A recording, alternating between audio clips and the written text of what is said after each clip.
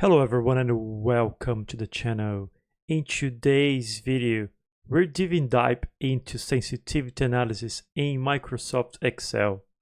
I will walk you through all the powerful built-in tools Excel offers, like the Go Seek, Data Table, Scenario Manager, and Solver. These tools are essential for you to analyze how different variables can impact your results, and I'll show you step by step how to make the most of each one of them. But that's not all. In the second part of this video, we're going to take things up a notch. I'll show you how to build a custom scenario manager from scratch, including the macro code. This approach allows you to perform highly customizable sensitivity analysis with multiple inputs, all neatly organized in a table. So, whether you're new to sensitivity analysis or looking to sharpen your skills, stick around. This video is packed with valuable insights that will help you to take your Excel game to the next level. Let's gonna get started. Let's gonna look first on the setup of our Excel file. So we're going to pretend to be a real estate developer. And we have the costs here to build a house. We have the land costs, civil, electrical, the plumbing costs, the finishes, the vacancy cost, and the month's vacancy. Total cost is calculated below by adding the total costs of the first 5 items and then adding the multiplication cost between the vacancy cost per month times the number of months the real estate is going to be vacant. That's going to bring us to a total cost of $780,000. Then we have the max sale price of $1 million and the calculate below the profitability, which is the difference between the sale and the total cost, and the margin, which is the division between the sale price divided by the cost minus 1. So let's go to start by the most basic form of sensitivity analysis, which is the Go Seek. The Go Seek is a function that Excel provides to us. To access it, you go to Data, What If Analysis, and Go Seek. The Go Seek window is going to pop up, and you have to provide 3 inputs. The first one is the set cell. You have to choose which cell you want to perform the sensitivity analysis for. Let's say you want to perform a sensitivity analysis on cell F14. Make sure that's what you have in the field once you select it. Then we're going to click on the To Value field. That's the value you want to achieve in your sensitivity analysis. So let's say you want to achieve a profitability of $250,000. So just type the number over here. Then we're going to select the third field, the By Changing Cell. That's the cell you're going to change in order to achieve your profitability. I'm going to select the land price. So essentially, the Excel is going to calculate for us how much we should be able to pay in the land in order to achieve a profitability of $250,000. We're going to press OK, and Excel is going to calculate to us. And as you can see, now we have a profitability of $250,000 by reducing the original price from $400,000 for the land to $370,000. That's it. Very simple and straightforward. However, because it's so simple to use, it restricts us to make more detailed analysis. Therefore, you can go to the second type of analysis, which is the data table. Let's see how that works. The data table. So here I built a very simple table where I have a header for the profit. Then I make this cell here equal to your profitability of $220,000. And then I have here numbers that will represent the number of vacancy months that we're going to have for the house. The objective of this exercise now is to check how our profitability is going to increase or decrease as you change the number of months the property is going to be empty. So how to do it? The first thing you're going to do, you're going to select the entire table with the 2 columns but without the headings. Make sure your selection includes all the periods and the input for the profitability. Then you're going to click on Data. Again, you're going to go to the What If Analysis. You're going to click there, and you're going to select Data Table. Data Table window pops up, and there are 2 inputs you want to change, which is the month's vacancy. I'm going to click OK, and here we go. We have the results for our sensitivity analysis based on change in the vacancy months. Another thing you can do is to calculate multiple results in one go. So let's say I want this cell here to be equal to our margin. There we go. I want to make sure I will format it properly, so I'm going to get the painter. Home painter, I just want to format. There we go. And I also want to have borders for each one of the cells. There we go. Let me add one here, and there we go. So now if I select all the table that I just made in here, go back to data, what if analysis, and data table, because we have all the numbers for sensitivity analysis laid out in the column. I'm going to select column. I'm going to select the cell, which is the months. I'm going to press OK. You can see here that now we perform sensitivity analysis for the profitability and for the margin. And let's say now I'm going to change the number over here to 3. Enter. Here we have the results for our calculations, which will match exactly the same results we achieved in our data table. That's it. Let's going to make another table now to see how that would work if we were to perform the sensitivity analysis in rows. Alright, so let's see how to do it in rows. I'm going to lay out first the months that we want to make the analysis for. It's going to be 2, 3, 4, 5, 6, and 7. That's enough. Then here I'm going to set up the profit, and below it I'm going to set the margin. Enter. There we go. Another way you can do it, you can delete and press Ctrl D. That's going to copy exactly the formula and format of the cell above. The only thing you have to do after is to set up the right format. Now I'm going to select everything that I need, and I'm going to make sure we have borders just to make it more clear. And we're ready to go. I'm going to reselect everything again. Click on data, what if analysis, data table. But now, instead of selecting the column input cell, we're going to select the row input cell, because the variable that are going to vary is set on a row, not in a column. We're going to click over here and select the month's vacancy cell. I'm going to press OK, and there we go. We have the results as we would have for the columns. I just want to make the proper format. And here we go. For 6 months vacancy, we have $220,000 as profit and 28.21%, which is the same number that we calculated in the first table and the same number that we calculated in the second table. Now, whatever change you make in our model, everything is going to be reflected in the two tables, and all the results will always match, no matter what you do. However, there is a downside with the data table. This can really slow down the Excel calculation when you have large amounts of data to calculate or to rely upon. That's not really recommended, because if you realize every time you type something in your Excel model, the data table has to rerun, and that's going to take a lot of memory out of your computer.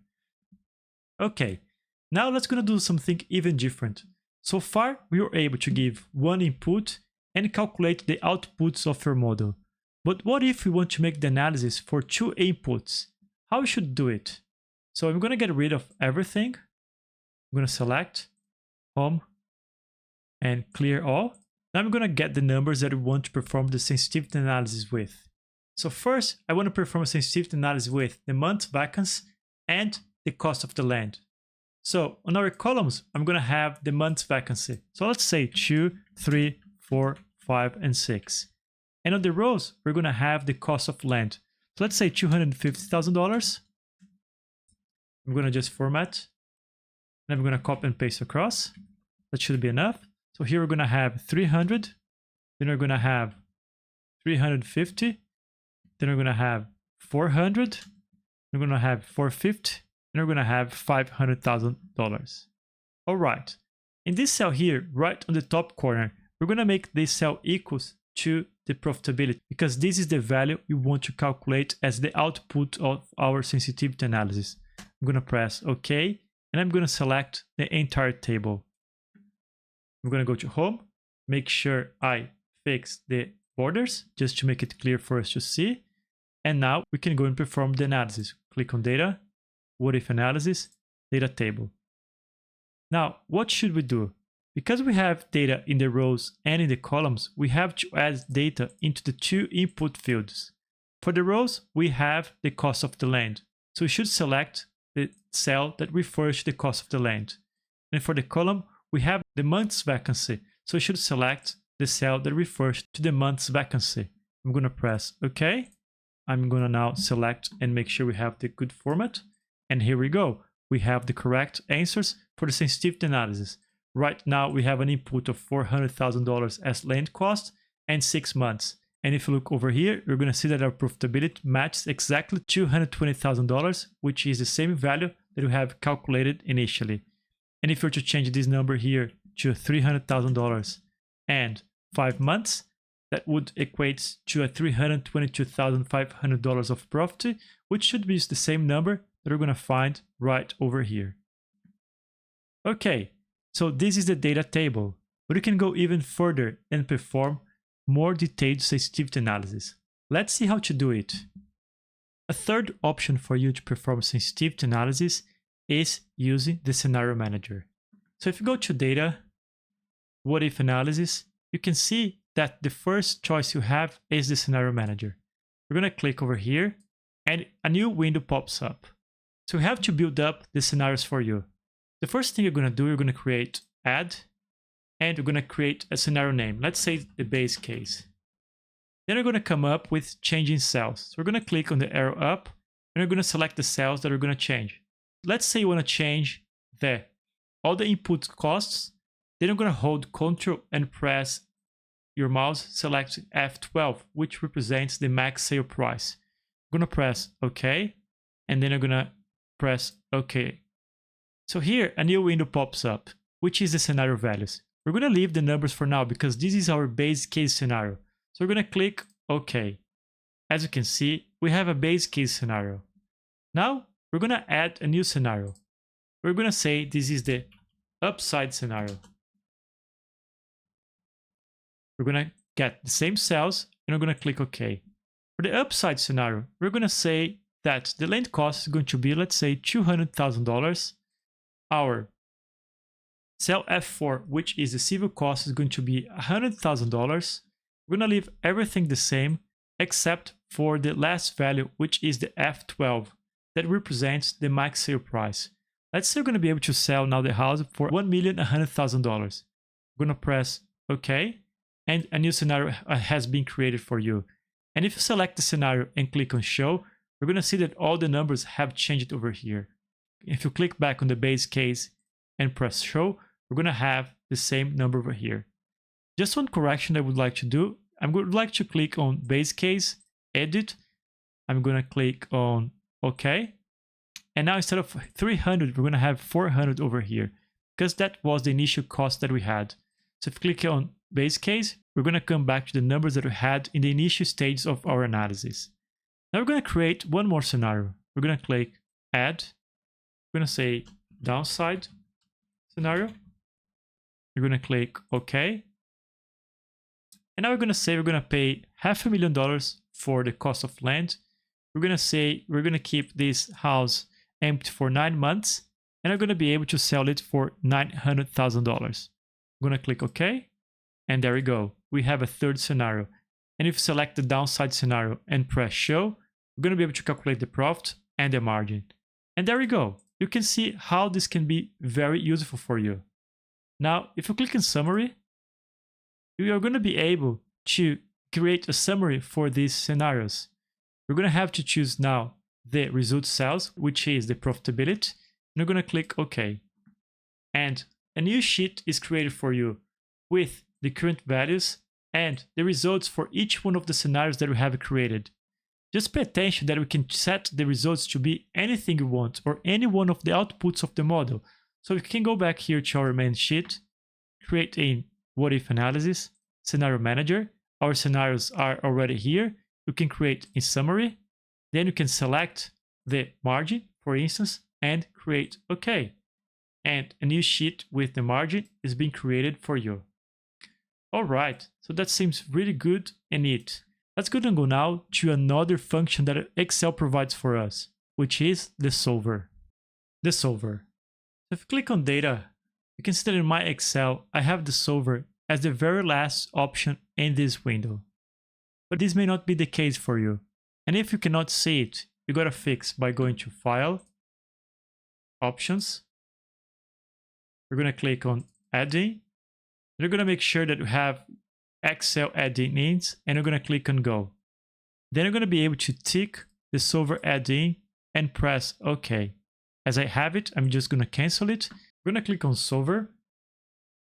Then the Solver Parameters window is gonna pop up.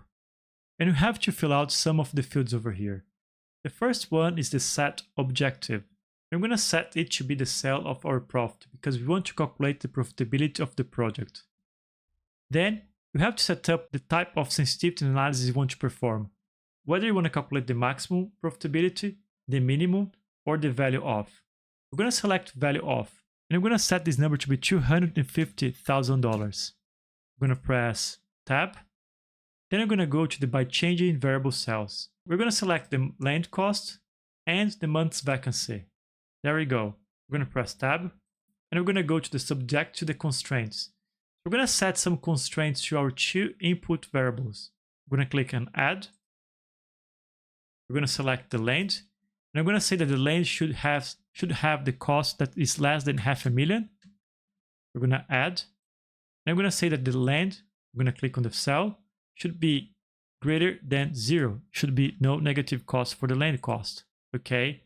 Now we're going to select another one. We're going to click on the month's vacancy. That should be less than or equals to 12. We're going to click Add. We're going to select again our month's vacancy, and I'm going to say that should be greater than or equals to 0. As this is the last input we want to add, we can click in OK now. There we go. So we have our objective to achieve a value of $250,000 by changing two cells, and we've given constraints for each one of them. Now we're going to click on Solve. And there we go. Solve came up with a solution for us, achieving exactly what we're looking for by only changing the land costs. So this is good, but Solver is not able to provide to us other inputs that would also result in the same value. So that's the main constraint of the Solver result. It only gives you one answer. It doesn't give you all the possible answers for the same objective. Another thing you can do that can be quite cool is that you can save scenario by clicking on this button over here. You can give a name, let's say Solver. I'm going to click OK. Now you can click in OK. We're going to close it, and you can see we have here the answer that Solver has produced. However, we can go to our what if analysis, go to the scenario manager, and you can see now that not only have the 3 scenarios that we have initially created, but now we have the Solver scenario that has been saved under the scenario manager. But if you want to go back to the base case, you just click on it and click on show, and we have everything as in the beginning. And if you want to go back to the Solver scenario, you can also click on it and click on show. So these are the built-in tools that Excel provided to us. For the next type of sensitivity analysis, I'm going to build our own method from scratch. And you're going to see how powerful that can be, because it's going to give you full control on what you're doing. So let's see how to do it. All right. For the very last part of the video, we're going to build Scenario Manager from scratch. This will require from you more knowledge, particularly about formulas and macro. But I think it's important for me to teach you how to do it, because it can be a much more powerful tool where you're going to be able to control the inputs and the outputs in a way that you can visualize everything at once. So let's see how to do it. The first thing I'm going to do, I'm just going to go back to the base case scenario of our model. I'm going to click on What If Analysis, Scenario Manager, Base Case, Show, and Close. So here we have the base case. What is the idea here now? The idea is that we're going to have several scenarios that are going to lay out in each one of the columns over here. And then I'm going to be able to choose one of the scenarios and calculate what the profit and margin is. That's step number 1. And for the second step, we're going to create a macro that's going to run all the scenarios for us and produce the results for each one of the scenarios. So let's see how to go about it. The first thing, I'm going to have a scenario selector. And we're going to select the scenarios. And where are going to be our scenarios? The scenarios are going to be over here. I'm going to say scenario 0, 1, 2, 3, 4, 5, and 6. So we're going to have basically 7 scenarios. where scenario number 0 is going to be our base case scenario, which is this one right over here. So I'm going to copy and paste. I'm going to also copy and paste this one over here. I'm going to make it larger so we can see everything. Then for the other scenarios, I'm just going to copy and paste it over here. I'm going to delete, and I want to copy just the formatting of the cells. Very good. So we have what we need. Now I'm going to select the range for the scenario. I'm going to set it as a header table. And instead of seeing the numbers over here, I want to do something a little bit fancier. So we're going to press Ctrl 1. We're going to click on number, then on custom. We're going to select the first choice below general. And I'm going to click on type and go to the first space or the first character of the type field. Here, we're going to open quotation marks twice. In between the quotation mark, we're going to say scenario. Right? We're going to go to the very end by pressing the end button in your keyboard. We're going to press semicolon twice, and then we're going to open quotation again. We're going to say base case. So essentially what we're doing here, we're going to be able to read scenario and the number of the scenario unless the number is 0. Whenever the number is 0, we're going to read base case. We're going to press OK, and you can see what the result is. So what you can read is base case, scenario 1, 2, 3, and 4.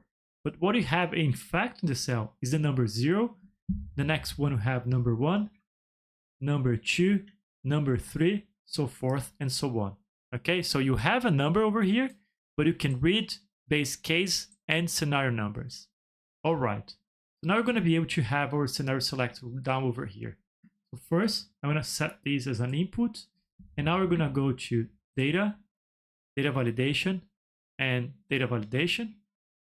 We're going to select on allow, we're going to set to list, and the source is going to be the range we have for our scenarios. I'm going to press OK, and here we go. So now when you press the arrow down or Alt arrow down, you can see that we have the scenarios and the base case.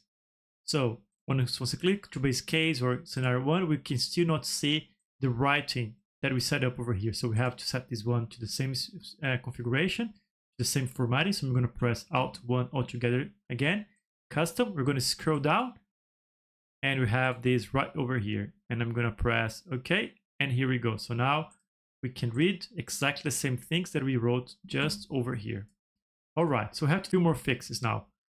Let's go back, select base case here. So let's gonna now prepare some of the scenarios. So what is the idea now? The idea is that we're gonna also always use the base case scenarios unless we have some change in specifications for each one of the other scenarios. What do I mean by this? Let's say scenario number 1, we're going to consider that we're going to sell the property not for $1 million, but for $900,000. The idea here is that once we select scenario number 1 in our scenario selector, instead of picking up the 1 million from the base case, we're going to pick up the 900,000 from scenario number 1. Unless there is anything written in the scenario, we're going to pick up whatever we have in the base case. For example, if scenario number 2, we're going to spend $500,000 with the land costs, then what we should be able to see once we select scenario number 2 here, scenario number 2, is the $500,000 over here. Everything else should be the same as the base case, okay? And for this, we need to have some formula. So I'm going to delete over here, and I'm going to format this to be an input sheet. It's going to be an input sheet. We also have to do this one here. Cool. So how should our formula look like? Our formula is going to be equals. We have to do a conditional check over here. And we're going to use the index formula. We're going to use the index formula twice. So let's see how the index work. So here we have number 2. So the idea of the index, let's see, equals index, is that we're going to have an array, and this is going to be our array. So that's the first argument. Then I'm going to press comma. And for the second comma, we're going to have the row number. And the row number is going to be whatever we select over here. So remember, here behind the scenes, we have number 2. So I'm going to click over here. And what the index formula is going to return to me once I close parentheses is the scenario number 2, this value over here. So I'm going to press enter, and it returns 1, right? And why is that? That's because what we're reading here is number 2, and is returning the second value of our range, okay? So in order to return the scenario number 2 here, what we have to do, we have to add 1. Why we have to add this 1 here? Just because the first number is 0, okay? If the first number for range would be number 1, then we wouldn't have to add a +1 by the end of the index formula. Okay, so that's it. So let me delete here.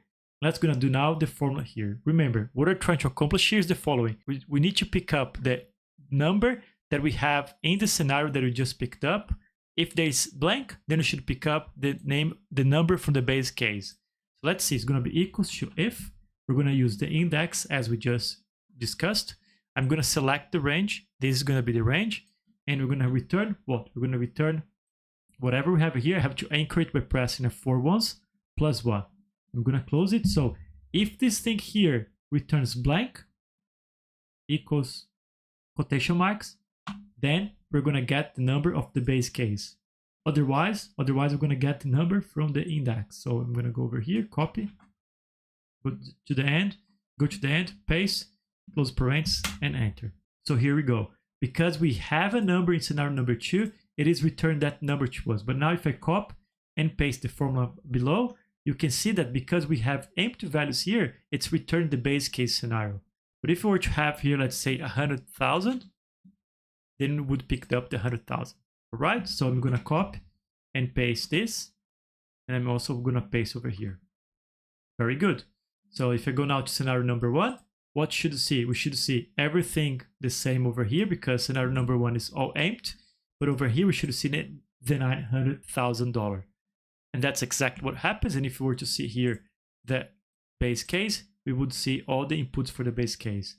And just notice that all the calculations are being performed as per the scenario we choose. Okay, so if we pick up scenario number 2 or scenario number 1, all the profit and margin is being calculated according to our choice. Okay, so let's gonna continue now, give some scenarios here. So we're gonna say scenario number 3, we're gonna be able to deliver the project or get 2 months vacancy. Scenario number 4, we're gonna get 6 months vacancy, but we're gonna sell it by 1,100,000. There we go. Scenario number 5, we're gonna pay $450,000 for the land. Then we're gonna have, let's say, 100K for the plumbing services. And scenario number 6, we're gonna have 60,000 as a cost for our electrical cost. Okay, so basically we came up with 6 different scenarios on top of our base case scenario. Okay, so that's it. So now manually you can already start getting the results for each one of the scenarios. Basically we're done now with our own scenario manager. We can go one step further. We can make in a way that we're going to be able to see every single result here for each one of the scenarios. And for this, we need to run a macro. So let's see how to build the macro so we can have these results in one go for us.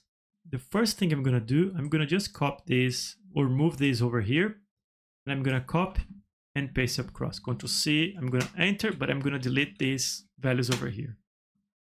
So the idea is the following. Our macro is to change the selector over here, grab the results, Ctrl C, and has to paste over here, but has to paste only the values. Has to paste the values over here. Then we're gonna go change to scenario number 1, copy the results, and just paste over here the values. So that's everything the macro needs to do. Okay, so I'm gonna delete. The first thing we have to calculate is how many scenarios we have. So scenario number, going to be a number, and that's going to be equals to the count of the scenarios down over here. Okay, but one thing I'm going to do, I'm going to name this. It's going to be the scenario range. There we go. So this is scenario range.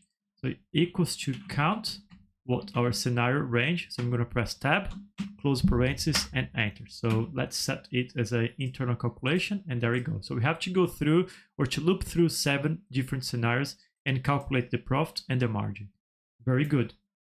What else should we do? We have to name this one here. So this is the scenario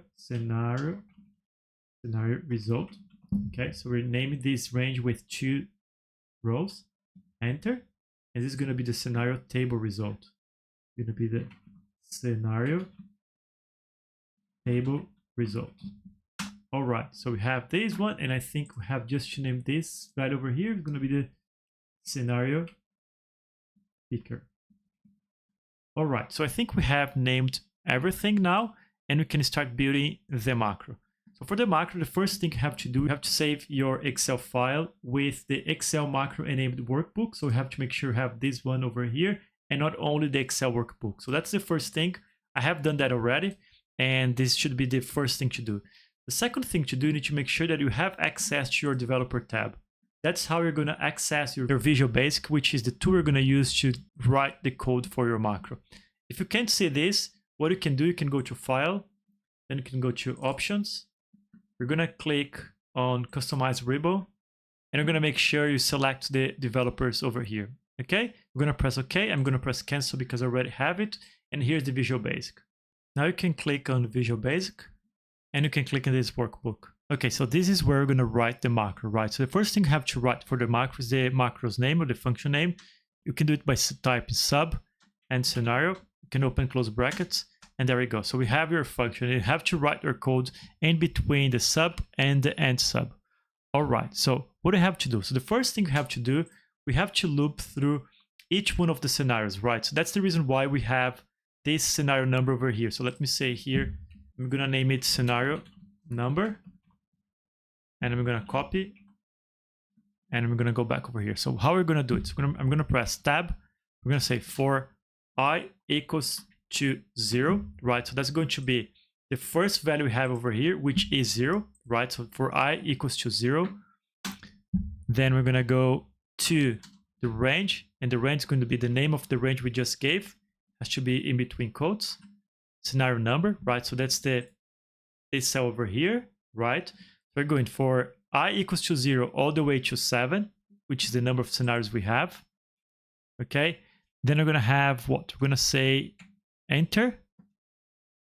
First, we're going to have to set this thing here, this cell to 0. So we're going to get the scenario picker. And let's going to do it. So we're going to say the range. We're going to, between quotes, the range of scenario picker, that value should go equals to I. Okay, so that should be the first thing to do. We're going to make that value equals to I. The first I is 0. Therefore, we're going to go here and set this to 0. That's the value. Okay, then what? Then we have to basically get this number here, which we have a name. So I'm going to copy it, and we have to paste it here. It's very easy to do this in Visual Basic, so or VBA. You can say the range.